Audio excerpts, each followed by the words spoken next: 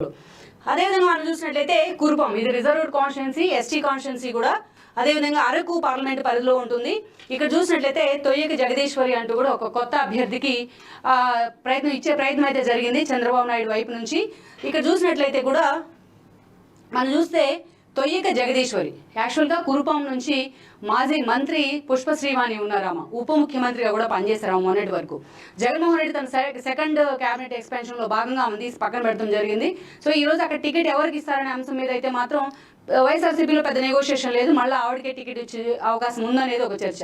ఇక్కడ చూసినట్లయితే టీడీపీ అటు కురుపాం నుంచి శత్రుచర్ల ఫ్యామిలీ నుంచి టికెట్ రేస్లో కొంతమంది ఉన్నప్పటికీ కూడా ఈరోజు చంద్రబాబు నాయుడు శత్రుచర్ల వాళ్ళు ప్రిఫర్ చేసిన ఆ ఫ్యామిలీకి అక్కడ ఒక పట్టు ఉంది, ఆ ఫ్యామిలీ ప్రిఫర్ చేసిన వాళ్ళకి మాత్రమే ఈరోజు టికెట్ ఇచ్చే ప్రయత్నం చేశారు. అక్కడ చూసినట్లయితే ఇది ఈమెది తొయ్యకి జగదీశ్వరి మాత్రం ఒక కొత్త ముఖం అనే చెప్పాలి ఈ కాన్స్టిట్యున్సీలో. మరి ఇక్కడ చూసినట్లయితే శత్రుచర్ల ఒక ఆయన చరిష్మా ద్వారా ఆమె గెలవాల్సిందే. గతంలో చూసినట్లయితే ఆమెకు అంత ఎక్స్పీరియన్స్ కూడా లేదు. బట్ వేరేజ్ కురుపాం నుంచి శ్రీవాణి కనుక బరిలో నిలిచినట్లయితే ఇది ఒక టఫ్ సీట్ కాబోతుంది టీడీపీకి. మరి శత్రుచర్ల చరిష్మా ఎంతవరకు అక్కడ పనిచేస్తుంది అనేది కూడా మనం చూడాల్సి ఉంది.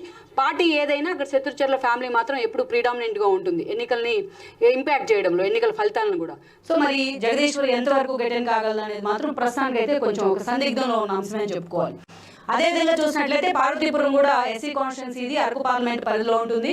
ఇక్కడ చూసినట్లయితే విజయ్ బోనేలా అంటూ కూడా ఒక కొత్త అభ్యర్థికి చంద్రబాబు నాయుడు ఛాన్స్ ఇచ్చే ప్రయత్నం చేశారు. ఎందుకంటే దాదాపు 3 సార్లు ఓడిపోయిన సీట్లు అయితే టీడీపీ నుంచి చాలా ఉన్నాయి. గత 3 సార్లుగా 14 కావచ్చు, 9 కావచ్చు, ఆ తర్వాత 19 కావచ్చు. అలాంటి 3 స్థానాల్లో రివ్యూ చేసే విషయంలో కానీ, కొత్త అభ్యర్థులు చేసే విషయంలో కానీ చాలాసార్లు టీడీపీ డైల్మాలో పడుతుందన్న చర్చలు కూడా జరుగుతూ వచ్చాయి. అందుకే అయితే ఈసారి లిస్ట్ ఇంత లేట్ ఇచ్చి అనౌన్స్ చేసినా కొంచెం హడావిడిగా ఈ లిస్ట్ వచ్చింది అనేది అయితే ఇంకో చర్చ అని అనుకోవాలి. సో ఇక్కడ చూసినట్లయితే విజయ్ బోనేలా అని అతనికి టికెట్ ఇచ్చున్నారు. ఇక సాలూరు నుంచి, సాలూరు కూడా ఎస్టీ కాన్స్టిట్యున్సీనే, రిజర్వ్డ్ కాన్స్టిట్యున్సీ. ఇక్కడ ఇది కూడా అరకు పార్లమెంట్ పరిధిలో ఉంటుంది. ఇక్కడ గుమ్మడి సంధ్యారాన్ని టికెట్ అనౌన్స్ చేస్తున్నారు. ఆమె గతంలో కూడా అక్కడ నుంచి పోటీ చేశారు ఆవిడ. అంతకుముందు చూసినట్లయితే ఇక్కడ వైఎస్ఆర్సీపీ నుంచి సాలూరు నుంచి రాజన్న దొర ఎమ్మెల్యేగా ఉన్నారు. మొన్నటి జగన్మోహన్ రెడ్డి క్యాబినెట్లో ఆయన మంత్రి కూడా కావడం జరిగింది.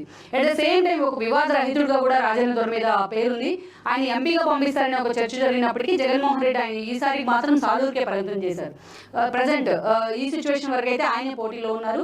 అలాంటి రాజన్న దొర మీద ఈసారి ఎంతవరకు కూడా గుమ్మడి సంజయరాన్ని పోటీ చేయగలదు, పోటీ చేసి గెలవగలదు అనేది మాత్రం ఇక్కడ ఒక చర్చ అని అనుకోవాలి. ఈ వీడియో మీకు నచ్చినట్లయితే please share, like and subscribe R24 Telugu.